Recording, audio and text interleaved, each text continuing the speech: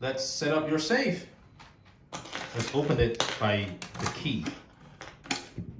And then you will see 3 buttons inside.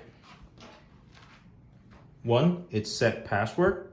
The other one is set fingerprint, and then there's this reset button. We want to set the password first because when you connect it to power, there's nothing set to it. It's open for any fingerprints, you see? Anybody can open your safe. This is not safe. But once you have set the password, it can only open by your password. Okay, so let's press the set password for 2 seconds. 1, 2. Okay, now the keypad slides up. Put in your password. 1, 1, 2, 2, 3, 3. Press OK, and then we need to confirm it. 1, 1, 2, 2, 3, 3.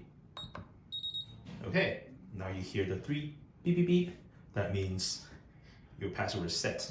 All right. We press OK to wake it up.